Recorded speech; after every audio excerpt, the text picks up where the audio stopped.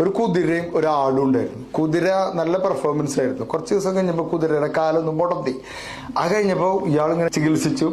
ഇതിന്റെ സുഖം കിട്ടി കുതിരയ്ക്ക്. ചികിത്സ കിട്ടിയിട്ട് പിന്നെ അധികം പണിയെടുക്കാൻ പോകണ്ടല്ലോ, ഓട്ട മത്സരത്തിന് അതിനൊന്നും പോണ്ട.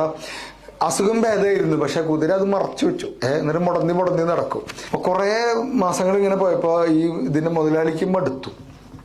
മുതലാളി വിചാരിച്ചു ഇതിനാണ്ട് കൊന്നു കളഞ്ഞേക്കാം എന്ന് വിചാരിച്ചിട്ട് കശാപ്പുകാരനെ കൊണ്ടുവന്നു. കൊല്ലാനുള്ള പരിപാടിയാണ്. അപ്പൊ ആട് ഇത് കേട്ടു. ആട് ഓടിപ്പോയിട്ട് കുതിരയോട് പറഞ്ഞു, എടാ കുതിര, നീ ഞാൻ അഭിനയിക്കണ്ട, നിന്റെ കാലിന്റെ അസുഖം മാറിയിട്ടില്ല എന്ന് വിചാരിച്ചു നിന്നെ കൊല്ലാനുള്ള പരിപാടിയാണ്. അപ്പൊ കുതിര ഉടനെ എന്നാ കയറൊന്ന് ഫ്രീ ആക്കി ഞാനൊന്ന് ഓടി കളിച്ചിട്ട് വരാം എന്ന് പറഞ്ഞിട്ട് കയർ ഫ്രീ ആക്കിയപ്പോൾ കുതിരയായിട്ട് ഓടി. അപ്പൊ മുതലാളിയുടെ അടുത്ത് കുതിര ഓടിച്ചെന്നു. അപ്പൊ മുതലാളിക്ക് സന്തോഷമായി. ഓടി പൊളി, അയ്യോ ഇതിനല്ലേ നമ്മൾ കൊല്ലാൻ വെച്ചത്. ഭയങ്കര സന്തോഷം അയാൾക്ക്, കൊല്ലണ്ടല്ലോ. എന്നിട്ട് കശാപ്പുകാരോട് പറഞ്ഞു, നമുക്കിത് ആഘോഷിക്കണം. ആ ആടിനാണ് കൊന്നിട്ട് ബിരിയാണി വെച്ചിട്ട് എല്ലാവർക്കും കൊടുക്കാം. അപ്പൊ ആട് ഞാൻ ആരായി ചേട്ടാ എന്ന അവസ്ഥയിലായി.